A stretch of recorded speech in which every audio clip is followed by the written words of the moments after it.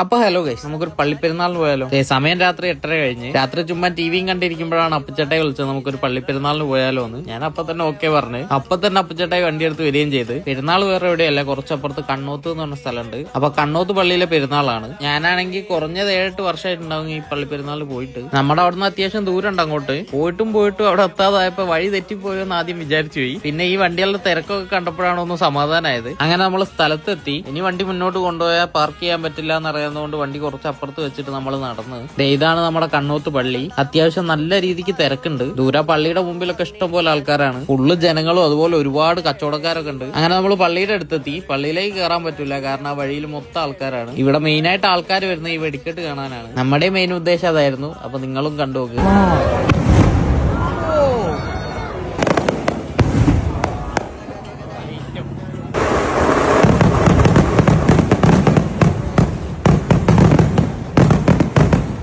വെടിക്കെട്ടിന്റെ ചില ഭാഗങ്ങൾ മാത്രമേ ഇട്ടിട്ടുള്ളൂ. മൊത്തം ഇട്ടാ 10 മിനിറ്റിന്റെ പുറത്തുണ്ടാവും. അപ്പൊ എന്തായാലും ഈ വീഡിയോ ഞാൻ ഇവിടെ വെച്ച് നിർത്തുകയാണ്. ഇതിന്റെ ബാക്കി വിശേഷങ്ങളുമായിട്ട് അടുത്ത വീഡിയോയിൽ വരാം.